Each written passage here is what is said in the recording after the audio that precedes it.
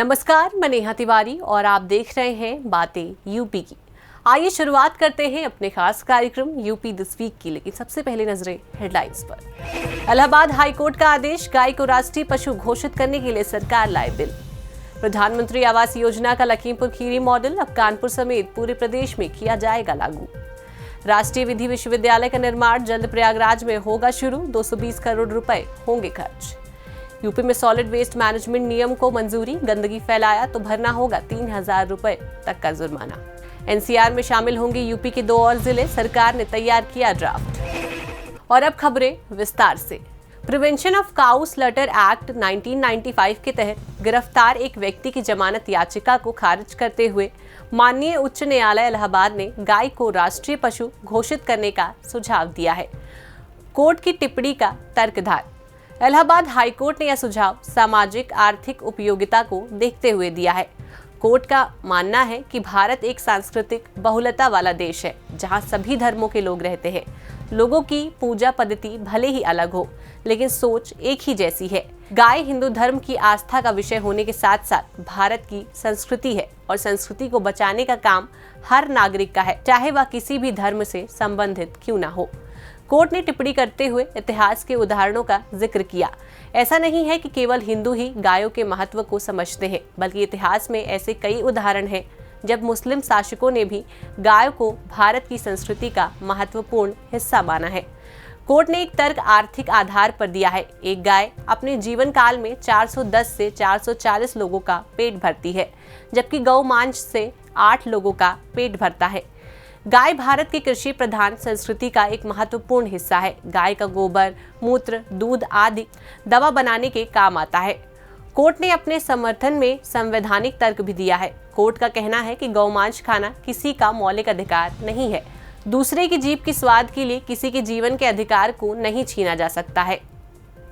इसका प्रभाव क्या होगा? आज के उत्तर आधुनिक दौर में उत्पन्न सांस्कृतिक एवं पर्यावरणीय चुनौतियों के परिप्रेक्ष्य में माननीय उच्च न्यायालय की यह टिप्पणी महत्वपूर्ण है। अपने सांस्कृतिक पहचानों के प्रति संवेदनशील होते हुए सामाजिक समूहों के लिए कोर्ट की यह टिप्पणी काफी संतुष्टिजनक होगी। वहीं कोर्ट द्वारा मुस्लिम संस्कृति का हिस्सा बताकर गंगा जमुनी तहजीब को बढ़ावा देने पर बल दिया गया है। वर्तमान में सांस्कृतिक संवेदनशीलता एवं टकराहट ही मॉब लीचिंग के रूप में दिख रही है, जिसका एक कारण गौ हत्या भी हो सकती है। ऐसी स्थिति में कोर्ट द्वारा गाय को दोनों संस्कृतियों का हिस्सा बताना सांस्कृतिक सामंजस्य की दिशा में एक अच्छी पहल है। कोर्ट की यह टिप्पणी गौ संरक्षण को बढ़ावा देगी। वर्तमान में भारत का राष्ट्रीय पशु बाघ है, जिसे 1973 में राष्ट्रीय पशु घोषित किया गया था। यदि अब गाय को राष्ट्रीय पशु घोषित किया जाता है तो इसके लिए संसद से विधेयक पारित कराना होगा।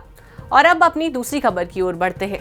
लखीमपुर खीरी के लंदनपुर ग्रांट गांव में बाबा गोकरणनाथ आवासीय टाउनशिप का विकास किया जा रहा है। इस टाउनशिप के अंतर्गत किए जा रहे निर्माण कार्य, लागू की जा रही योजनाएं तथा संसाधन प्रबंधन को समेकित रूप से लंदनपुर मॉडल के नाम से जाना जाता है। क्या है लंदनपुर मॉडल?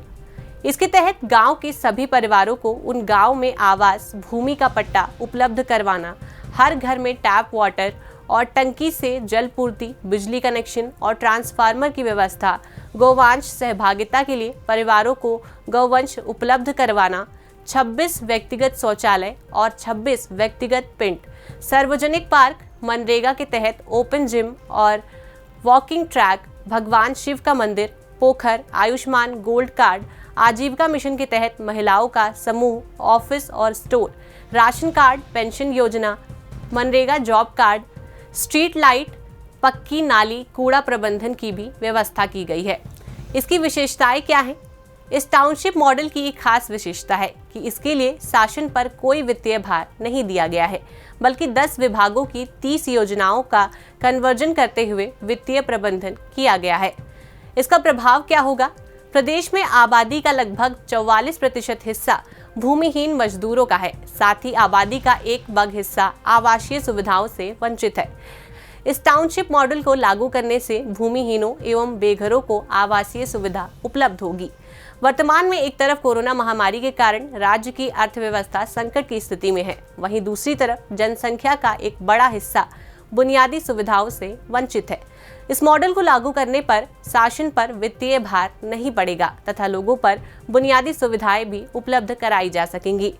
वर्तमान में चल रही योजनाएं भ्रष्टाचार की भेंट चढ़ रही हैं। कारण है कि एक ही क्षेत्र में एक ही समस्या के लिए कई समांतर योजनाएं चल रही हैं। इससे संसाधनों का गलत इस्तेमाल होता है, साथ ही लाभार्थी उसके लाभों से वंचित भी रह जाता है। और अब बढ़ते हैं अपनी तीसरी खबर की ओर।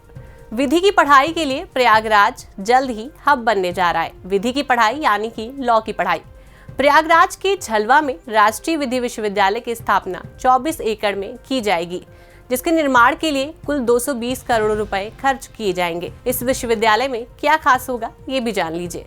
मुख्य प्रशासनिक भवन के साथ छात्रों के लिए कक्षाएं, 800 लोगों के लिए एक साथ बैठने की फैसिलिटी, एक ऑडिटोरियम, शिक्षकों कर्मचारियों के लिए अलग अलग कई तरह के आवास, छात्र छात्राओं के लिए अलग से हॉस्टल बनाए जाएंगे। इसे national law school of India Bengaluru university की तर्ज पर बनाया जाएगा। बताते चले, विधि विश्वविद्यालय के कुलाध्यक्ष सुप्रीम कोर्ट के मुख्य न्यायाधीश होंगे, जबकि इलाहाबाद हाई कोर्ट के मुख्य न्यायाधीश विश्वविद्यालय के कुलाधिपति होंगे। कुलाधिपति ही विश्वविद्यालय के कुलपति की नियुक्ति करेंगे। विधि विश्वविद्यालय खोलने से छात्रों के लिए अवसर भी बढ़ेंगे। विधि विश्वविद्यालय खुल जाने से प्रयागराज एवं उनके आसपास के छात्रों के लिए कानून की पढ़ाई के रास्ते और भी आसानी से खुल जाएंगे। इसमें डिप्लोमा और डिग्री पाठ्यक्रम चलाए जाएंगे। इसके साथ न्यायिक व अन्य विधि सेवाएं, विधि निर्माण, विधि सुधार के क्षेत्र में छात्रों को शोध की सुविधा होगी। व्यावसायिक शिक्षा और न्यायिक पदाधिकारियों व अन्य व्यक्तियों को विधि क्षेत्र में प्रशिक्षण देने की व्यवस्था भी होगी। और अब बढ़ते हैं अपनी चौथी खबर की ओर। हाल ही में उत्तर प्रदेश सरकार की कैबिनेट मीटिंग में Uttar Pradesh solid waste management नियम 2021 को मंजूरी मिल गई है। इस नियम की मदद से राज्य सरकार सभी शहरों को साफ सुथरा रखने के लिए कड़ाई से व्यवस्था लागू करने की तैयारी कर रही है। गौरतलब है कि केंद्र सरकार की सॉलिड वेस्ट मैनेजमेंट नियम 2016 पहले से ही लागू है। इसे लेकर नगर निकायों को अपने यहाँ बोर्ड से पास कर उपनियम बनानी थी, लेकिन ज्यादातर समूहों ने ऐसा नहीं किया, जिसकी वजह से उत्तर प्रदेश सरकार के नगर समूह में मानक के अनुसार कूड़े का निस्तारण नहीं हो पा रहा था। इसे ही दुरुस्त करने के लिए सरकार ने ये नई नियम बनाई है। इसका मकसद निकायों को स्वच्छ बनाना और ठोस कूड़ा प्रबंधन के लिए शुल्क और नियम के प्रावधानों के उल्लंघन पर जुर्माना वसूलना है। इस नियम के तहत कूड़े को 3 श्रेणियों में बांटा गया है: जैविक, अजैविक और घरेलू। लोगों को इन तीनों प्रकार के कूड़े को अलग अलग कूड़ेदान में रखना होगा। इतना ही नहीं, सभी आवासीय परिषद, रेजिडेंट वेलफेयर एसोसिएशन और अन्य प्रतिष्ठानों को भी यही व्यवस्था करनी होगी। गीले कचरे की कंपोस्टिंग आदि के जरिए प्रोसेसिंग, निस्तारण संबंधी प्रतिष्ठानों द्वारा अपने परिसर में ही किया जाएगा। इसके अलावा किसी भी ऐसे कार्यक्रम जिसमें 100 या उससे ज्यादा लोग शामिल होते हैं, तो आयोजक को ही कार्यक्रम के बाद उस जगह पर सफाई करनी होगी। ऐसा नहीं करने पर क्षेत्रफल और कचरे का हिसाब से आयोजक से जुर्माना वसूला जाएगा। इसी तरह फेरी पटरी दुकानदार भी बंद डिब्बा अपने आसपास रखकर कूड़ा एकत्र करेंगे। नाले और नालियों में कूड़ा फेंकने पर पूरी तरह से रोक लगा दी गई है। इसकी जिम्मेदारी संबंधित मोहल्ले और कॉलोनी वालों की ही होगी। सरकार ने कचरा प्रबंधन के लिए यूजर चार्ज तय करने के अधिकार नगर निकायों पर छोड़ दिया है। हम अक्सर देखते हैं कि कारखानों, ऑफिस, घरों और अन्य इमारतों की साफ सफाई के बाद नियमित रूप से कुछ कचरे इकट्ठा होते हैं। इसे हम कचरा पात्र या सड़क और नदियों में ऐसे ही फेंक देते हैं। यही अपशिष्ट पदार्थ है। उपेक्षा, दूरदर्शिता की कमी और शहरी नियोजकों की कमी के कारण इस कूड़े की सही प्रोसेसिंग नहीं हो पाती है, जिसका परिणाम लैंडफिल, अपशिष्ट चौक नालियां, प्रदूषित नालियां, बीमारी और तमाम अन्य नाना प्रकार की दिक्कतों के रूप में देखने को मिलते हैं। एक आंकड़े के मुताबिक भारत में हर साल लगभग 275 मिलियन टन अपशिष्ट पैदा होता है। अभी हाल ही में विशेषज्ञों ने इसके लिए 5 सूत्रीय कार्य योजना का सुझाव दिया था। इसके तहत सस्ती तकनीक, त्वरित खरीद प्रक्रिया, एक नई नीति, कुशल कर्मियों और शून्य अपशिष्ट समाज को अपनाने पर बल दिया गया है। और अब हमारी आखिरी खबर।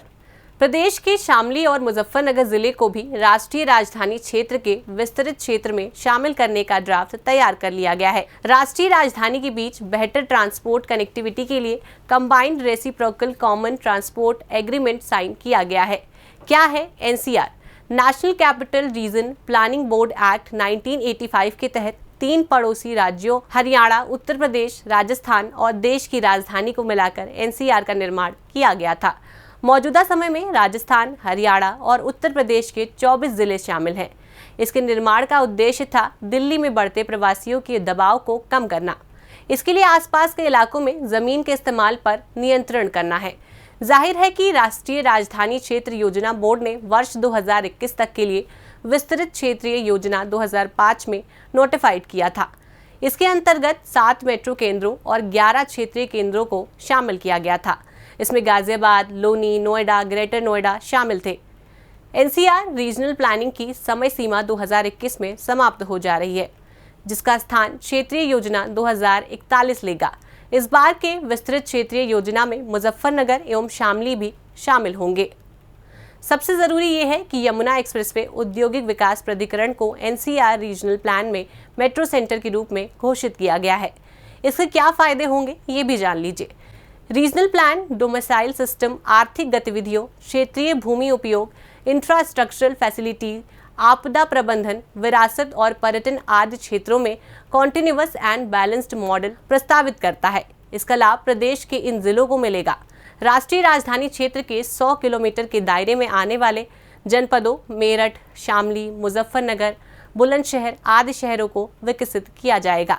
इस क्षेत्र के नेशनल स्टेट हाईवे एक्सप्रेसवे के दोनों तरफ 1 किलोमीटर के दायरे को विकसित किया जाएगा।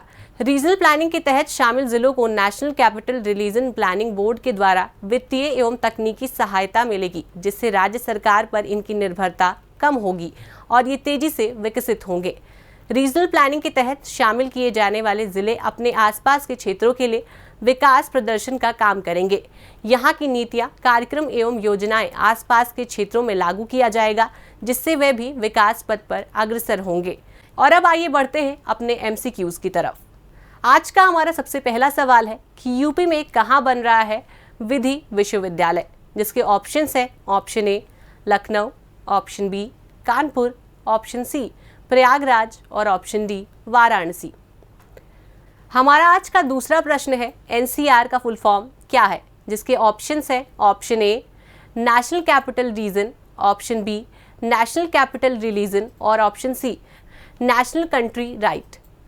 हमारा आज का तीसरा और आखिरी प्रश्न है सॉलिड वेस्ट मैनेजमेंट नियम कब लागू हुआ, जिसके ऑप्शंस है option A 2018, option B 2020, option C 2019 और ऑप्शन डी 2016। इन सब के जवाब आप हमें कमेंट बॉक्स में दे सकते हैं। फिलहाल इतना ही। कुछ और नई जानकारी के साथ हम अगले हफ्ते फिर मिलेंगे। बने रहें हमारे साथ और देखते रहें बातें यूपी की। नमस्कार।